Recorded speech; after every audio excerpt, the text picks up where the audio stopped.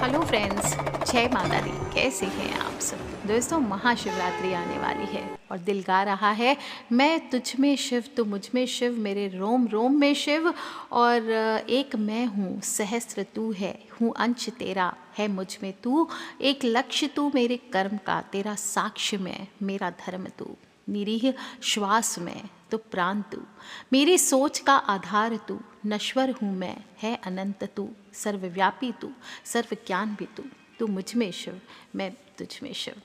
दोस्तों, महाशिवरात्रि का पर्व आने वाला है और माता पार्वती के पति के रूप में महादेव शिव को पाने के लिए की गई तपस्या का फल ही महाशिवरात्रि है। और भगवान शिव को समर्पित इस पर्व का सारे शिव भक्त पूरे साल दिलो जान से इंतज़ार करते हैं। और कहा जाता है, इस रात्रि में जो भी मनुष्य पूजा करता है या ध्यान करता है, भोलेनाथ उस सभी की जीवन की सभी बाधाओं को दूर करते हैं। इस दिन भोलेनाथ की विशेष पूजा करने से सभी प्रकार की मनोकामनाएं पूर्ण होती है और जीवन में आने वाली परेशानियों को दूर करने में मदद भी मिलती है। फागुन माह के कृष्ण पक्ष की त्रयोदशी तिथि और कहा जाता है कि महाशिवरात्रि के दिन ही भगवान शिव और माता पार्वती का मिलन हुआ था। वैसे तो आध्यात्म की रात है और एक साधक के लिए शिव में मिलन की रात है, जिसे हम महाशिवरात्रि कहते हैं। लेकिन जो भी गृहस्थ होते हैं वो इस दिन भोलेनाथ की पूजा करते हैं। दूध हो, दही हो, घी हो, शहद हो, शक्कर हो, इससे अभिषेक होता है, बेलपत्र चढ़ाए जाते हैं, शिव का श्रृंगार किया जाता है, उनको पुष्प, उनकी मनपसंद चीज़ों से श्रृंगार होता है। और कहा जाता है कि आदि शक्ति के कहने पर ही देवताओं ने भगवान के सिर पर भांग, धतूरा, बेलपत्र रखा था, निरंतर जल अभिषेक किया था। जब समुद्र मंथन के दौरान उन्होंने विष को पी लिया था और उनका गला जलने लगा था, जिसकी वजह से उनके मस्तिष्क का ताप कम हुआ। और इसी समय से भगवान भोलेनाथ को भांग और धतूरा भी चढ़ाया जाता है। इसीलिए ये चीज़ें भोलेनाथ को बहुत ही प्रिय है। और जल, दूध, दही, शहद, घी, चीनी, इत्र, चंदन, केसर, भांग, इन सभी चीज़ों को या तो आप एक एक करके चढ़ा सकते हैं ओम नमः शिवाय का जप करते हुए, या फिर एक साथ मिला करके बाबा का भोलेनाथ का अभिषेक कीजिए, शिवलिंग पर चढ़ाइए। आप देखेंगे आपकी सभी मनोकामनाएं ज़रूर पूर्ण होगी। शिव का त्रिशूल और डमरू की ध्वनि मंगल और गुरु से संबंधित है और चंद्रमा उनके मस्तक पर विराजमान होकर अपनी कांति से अनंत आकाश में जटाधारी महामृत्युंजय को प्रसन्न रखता है। तो बुध आदि ग्रह समभाव में सहायक बनते हैं। दोस्तों, महाशिवरात्रि सभी ग्रहों को अपने वश में करने का भी, नियंत्रण में करने का भी त्यौहार है। और इस दिन क्षीण चंद्रमा के माध्यम से पृथ्वी पर अलौकिक लयात्मक शक्तियाँ आती है जो जीवन शक्ति में वृद्धि करती है। इसीलिए कहा जाता है, इस रात्रि को अपनी रीढ़ की हड्डी को सीधी रख करके सारी रात आपको भोलेनाथ का ध्यान करना चाहिए। यद्यपि चतुर्दशी का चंद्रमा क्षीण रहता है, लेकिन शिव स्वरूप महामृत्युंजय दिव्य पुंज महाकाल आसुरी शक्तियों का इस रात्रि में नाश करते हैं। मारक हो, अनिष्ट हो, इसकी अगर आपके जीवन में आशंका है तो महामृत्युंजय शिव की आपको आराधना करनी चाहिए। 12 राशियाँ, 12 ज्योतिर्लिंग की आराधना या दर्शन मात्र से सकारात्मक फलदायिनी होती है ये शिवरात्रि।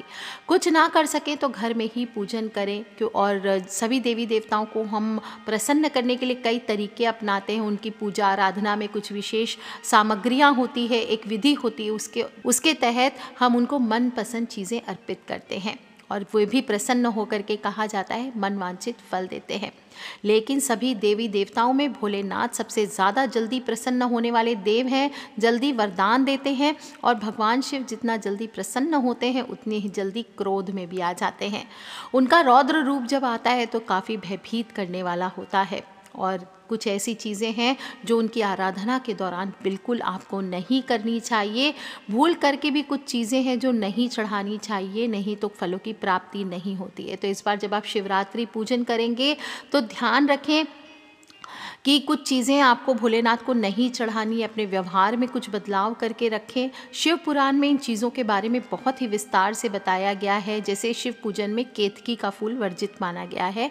शिव पूजन में कभी भी केतकी का फूल नहीं चढ़ाया जाता। हालांकि सफ़ेद फूल भोलेनाथ को बहुत प्रिय होते हैं, लेकिन केतकी और केवड़ा 2 फूल ऐसे हैं जो नहीं चढ़ाए जाते हैं। कहा जाता है कि एक बार ब्रह्मा जी और विष्णु जी में विवाद छिड़ गया कि दोनों में श्रेष्ठ कौन है। और ब्रह्मा जी सृष्टि के रचयिता होने के के कारण अपने आप को श्रेष्ठ होने का दावा करने लगे और भगवान विष्णु पूरी सृष्टि के पालनकर्ता के रूप में अपने आप को सर्वश्रेष्ठ कहने लगे।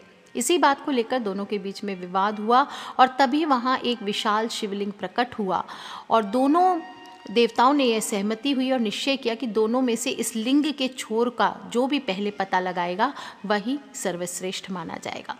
दोनों देवताओं ने शिवलिंग को विपरीत दिशा में शिवलिंग की छोर को ढूंढने के लिए निकले। काफ़ी समय हो गया लेकिन किसी को भी शिवलिंग का छोर नहीं मिला और इस कारण पहले विष्णु जी लौटे और उसके बाद ब्रह्मा जी ने लौटने के बाद विष्णु जी से कहा ये शिवलिंग के छोर पर पहुंच गए थे और उन्होंने केतकी के फूल को इस बात का साक्षी बताया, लेकिन ब्रह्मा जी ने झूठ बोला था। ब्रह्मा जी के असत्य कहने पर भोलेनाथ प्रकट हुए और ब्रह्मा जी का एक सिर काट दिया और केतकी के फूल को श्राप दिया कि वह मेरी पूजा में केतकी के फूलों का कभी भी इस्तेमाल नहीं होगा, नहीं चढ़ाए जाएंगे। और इसी श्राप की वजह से केतकी के फूल भगवान शिव की पूजा में नहीं चढ़ाए जाते। इसी तरह से केवड़ा भी नहीं चढ़ाना चाहिए क्योंकि ये अत्यंत सुगंधित होता है और इससे मोह माया की ओर ध्यान आकर्षित होता है, जबकि भोलेनाथ इन चीज़ों से दूर रहते हैं। शिव जी की पूजा में नारियल का पानी भी नहीं चढ़ाया जाता, पूजा में वर्जित है क्योंकि नारियल को श्री माना गया यानी देवी लक्ष्मी का प्रतीक माना गया है, जो कि उनके भाई की पत्नी यानी भगवान विष्णु की पत्नी है। इसलिए ये भोलेनाथ को अर्पित करना सही नहीं माना गया है। कभी भी नारियल पानी पूजा में नहीं चढ़ाना चाहिए, नारियल पानी से अभिषेक नहीं करना चाहिए, ना ही नारियल चढ़ाना चाहिए आपको। भोलेनाथ की पूजा में तुलसी के पत्तों को भी चढ़ाना वर्जित माना गया है और इसके पीछे आप सभी को बता चुकी हूँ कई बार। जालंधर नाम का असुर भगवान के हाथों से मारा गया था और जालंधर को एक वरदान मिला था कि उसे अपनी पत्नी की पवित्रता की वजह से कोई भी पराजित नहीं कर सकता। लेकिन असुर जालंधर को मारने के लिए भगवान शिव और भगवान विष्णु ने योजना बना करके जालंधर की पत्नी वृंदा का पतिव्रत धर्म को भंग किया भगवान विष्णु ने। और जब जालंधर की मृत्यु का खबर वृंदा ने सुनी तो वृंदा ने आत्महत्या कर ली और उस जगह पर तुलसी का पौधा उग गया। वृंदा ने शिव जी को श्राप दिया था कि उनकी पूजा में तुलसी की पत्तियां वर्जित होगी और इसीलिए आज तक शिव पूजा में तुलसी नहीं चढ़ाते। भोलेनाथ की पूजा में हल्दी को भी वर्जित माना गया है। हर मांगलिक कार्य हो, धार्मिक कार्य हो, दिन रात हल्दी का ये उपाय कीजिए, हल्दी से ये उपाय कीजिए, हम बताते रहते हैं। लेकिन भोलेनाथ की पूजा ऐसी पूजा है जिसमें हल्दी नहीं चढ़ाई जाती। महिलाओं की सुंदरता को बढ़ाने के लिए भी हल्दी का इस्तेमाल होता है। हर ब्याह शादी में हल्दी की रस्म होती है, लेकिन शिवलिंग पर हल्दी नहीं चढ़ाई जाती। हालांकि भोलेनाथ का विवाह होता है इस दिन। हल्दी स्त्रियोचित वस्तु मानी गई है, इसमें गंध औषधि के रूप में इसको प्रयोग किया जाता है। और शिवलिंग क्या है, पुरुष तत्व का प्रतीक है। लेकिन आप जलाधारी पर हल्दी चढ़ा सकते हैं। जलाधारी पर शिवलिंग दो भागों से मिलकर बना होता है। एक भाग शिवलिंग शिव जी का प्रतीक होता है और दूसरा भाग जो जलाधारी होती है जिससे जल बहता है वो माता पार्वती का प्रतीक होता है। और इसलिए शिवलिंग पर आप नहीं चढ़ाएं, लेकिन जलधारी पर आप हल्दी चढ़ा सकते हैं।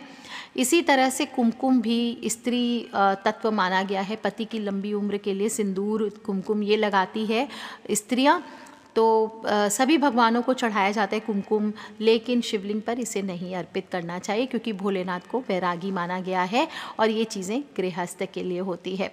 आप इसे चढ़ाएंगे तो आपको फल नहीं मिलेगा, उल्टा रुष्ट हो सकते हैं भोलेनाथ। शंख का उपयोग भी वर्जित माना गया है। हर देवी देवता को क्या कहते हैं, शंख से, दक्षिणावर्ती शंख से, इस शंख से आप अभिषेक कीजिए विष्णु भगवान का, लक्ष्मी माँ का। लेकिन भोलेनाथ की, शिव की पूजा में शंख का उपयोग नहीं होता।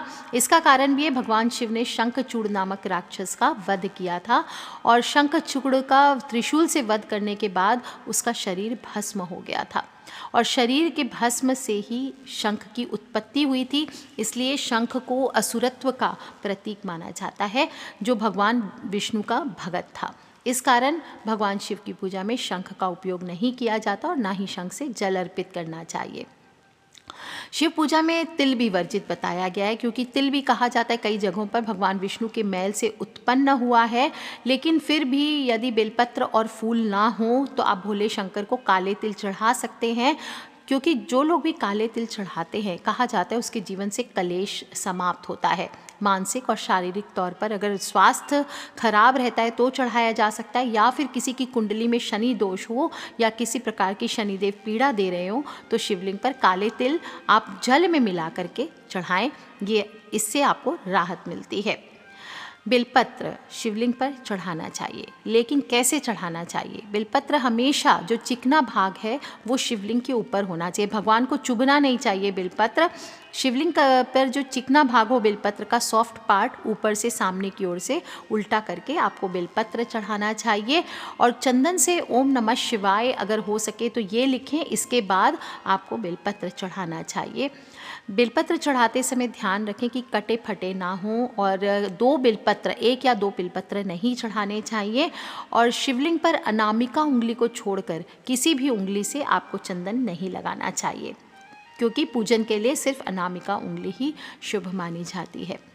भोलेनाथ की पूजा में, शिव जी की पूजा में अक्षत का विशेष महत्व होता है। अक्षत कहते हैं चावलों को जो बिना टूटे फूटे हों। अक्षत में लिए गए चावल समूचे होने चाहिए, क्योंकि ऐसे अक्षत चढ़ाने से जातक पर भोलेनाथ के साथ ही देवी लक्ष्मी की कृपा भी बनी रहती है। टूटे हुए चावल अशुभ होते हैं और शिव पूजा में वर्जित बताए गए हैं, इससे कोई भी फल की प्राप्ति नहीं होती पूजन की। और अगर आपके पास ज़्यादा चावल नहीं भी हो तो कहा जाता है कि मात्र 5 दाने चावल आप अगर चढ़ाते हैं तो अपार ऐश्वर्य की प्राप्ति होती है। देवताओं का अन्न है चावल, और इसे सुगंधित द्रव्य के साथ अगर आप अर्पित करते हैं, चंदन के साथ मिला करके अर्पित करते हैं, तो कहा जाता है ये सर्वश्रेष्ठ होता है और भोलेनाथ की कृपा तुरंत मिलती है। इसे शांति का भी प्रतीक माना जाता है, कार्य की पूर्णता का प्रतीक माना जाता है, इसलिए टूटे हुए नहीं करें। हम जब भोलेनाथ को साबुत चावल चढ़ाते हैं तो हमारे भी कार्य संपूर्ण होते हैं। एक चुटकी चावल पूरी श्रद्धा से इस दिन अर्पित करें और इष्ट देव को अर्पित कीजिए, और देखिए फिर इसका क्या चमत्कार होता है। जिन लोगों के पास चावल नहीं है और दाल चढ़ाना चाहते हैं, तो आपको बता दूं भोलेनाथ की पूजा में अरहर की दाल के पत्ते या अरहर की दाल ये चढ़ाना भी बहुत चमत्कारी होता है। नियमित रूप से भी अगर आप चढ़ाते हैं अरहर की दाल या अरहर की दाल के पत्ते, तो जीवन में धन ऐश्वर्य और सुख समृद्धि में दिन दुनी रात चौगुनी उन्नति होती है, वृद्धि होती है, और किसी प्रकार के दुख हो तो उससे भी राहत मिलती है। आपके जीवन में कोई तकलीफ हो जो दूर नहीं हो रही है, कोई विशेष कार्य है जो पूरा नहीं हो रहा है, तो भोलेनाथ को आप मूंग की दाल भी चढ़ा सकते हैं या साबुत मूंग भी चढ़ा सकते हैं, इससे भी मन मांगी मुराद पूरी होती है। अगर किसी के जीवन में संतान सुख में कमी आ रही है तो उसे भोलेनाथ को इस दिन गेहूं चढ़ाना चाहिए महाशिवरात्रि पे। ऐसे करने से जातक को कुल का मान बढ़ाने वाली संतान की प्राप्ति होती है। इसके अलावा आप भोलेनाथ को जौ भी चढ़ा सकते हैं, इससे भी भोलेनाथ प्रसन्न होकर के परिवार में सुख समृद्धि का आशीर्वाद देते हैं। लेकिन ध्यान रखें कि जिस शिवलिंग का निर्माण साधारण पत्थर, मिट्टी या चीनी मिट्टी से होता है, उन शिवलिंग की पूजा आपको नहीं करनी चाहिए।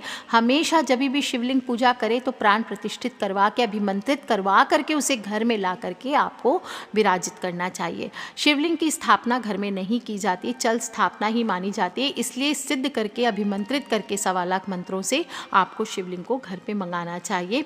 पारद का शिवलिंग सर्वश्रेष्ठ होता है, स्फटिक का शिवलिंग सर्वश्रेष्ठ होता है, या फिर पत्थर का लेना चाहते हैं तो नर्मदेश्वर जो काला शिवलिंग होता है वो आपको लेना चाहिए। शिवलिंग का दर्शन करना बहुत ही सर्वश्रेष्ठ बताया गया है, इससे असंख्य पाप नष्ट होते हैं। शिवलिंग पर चढ़ा हुआ प्रसाद चंडेश्वर का भाग होता है। चंडेश्वर का अंश यानी प्रसाद ग्रहण करना भूत प्रेतों का अंश ग्रहण करने बराबर माना जाता है, इसलिए शिवलिंग पर चढ़ा हुआ प्रसाद कभी नहीं खाना चाहिए। इसके अलावा भी आपको बता दूं, छोटी छोटी बातों का ध्यान रखना चाहिए। पार्वती जी भगवान शंकर के साथ सत्संग एक बार कर रही थी, तो उन्होंने भगवान भोलेनाथ से पूछा था कि गृहस्थों का कल्याण महाशिवरात्रि पर कैसे हो सकता है, ताकि सभी देवता, ऋषि, महर्षि प्रसन्न रहें और उनका जीवन सुचारू रूप से चले। तो भगवान भोलेनाथ ने पार्वती माता को बताया कि हमेशा जो भी बातें हैं ये महाशिवरात्रि पर तो आपको पालन करनी ही है, ऐसे भी जीवन में उतार के रखें।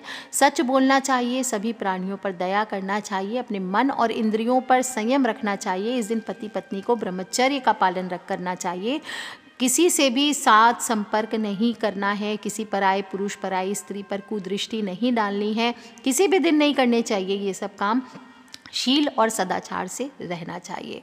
जो भी इस दिन घर पे मेहमान आए, अतिथि आए, उनका सेवा के लिए तत्पर रहना चाहिए। अगर किसी ने कुछ बोल दिया, क्रोध कर दिया, तो आपको क्षमाशील बन करके रहना चाहिए।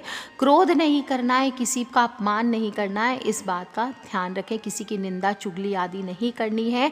सौम्य वाणी बोलना है। कोई आपको गुस्से से बोल भी रहा है तो आपको शांतिपूर्ण तरीके से बात करनी चाहिए।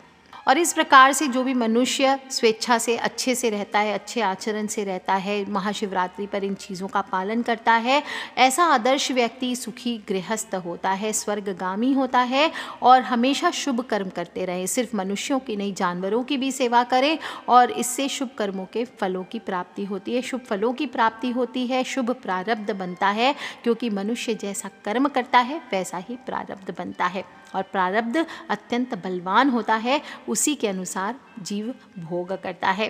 प्राणी भले ही प्रमाद में पड़कर सो जाए, लेकिन उसका प्रारब्ध हमेशा जागता रहता है। इसलिए हमेशा सत्कर्म करते रहें और इस प्रकार से महाशिवरात्रि का त्यौहार हमें जीवन में सच्चाई और तत्परता से अपने जीवन को जीने की शिक्षा देता है। तो कर लीजिए उपाय दोस्तों, और भोलेनाथ की पूजा में 7 चीज़ें जो मैंने बताई है वो शिव पूजा में नहीं चढ़ाएं, क्योंकि इससे भोलेनाथ प्रसन्न नहीं होते हैं, उल्टा क्रोधित हो सकते हैं। वैसे तो बाबा भोलेनाथ को सच्चे दिल से आप सिर्फ 1 लोटा जल अर्पित कीजिए, बाबा उससे भी प्रसन्न हो जाते हैं। फिर भी छोटी छोटी चीज़ें अगर आपको अवेलेबल होती है तो आप ज़रूर चढ़ाएं उनकी मनपसंद चीज़ें, और कुछ ना हो सके तो ओम नमः शिवाय करके उस भोलेनाथ से जुड़ जाएं। तू मुझ में शिव, मैं तुझ में शिव, मेरे रोम रोम में शिव, हर हर हर शिव, बम बम बम शिव। बोलिए महादेव की जय। दोस्तों खिलखिलाते रहें, मुस्कुराते रहें, सब्सक्राइब करके रखें ताकि आने वाली वीडियो से आप और मैं कनेक्टेड रहें। शिवरात्रि आने वाली है, रोज़ आपको नई नई चीज़ें बताऊंगी, सो कनेक्टेड रहें और उस भोलेनाथ से जुड़ने के लिए तैयार हो जाएं, क्योंकि इस बार की महाशिवरात्रि बहुत ही खास होने वाली है।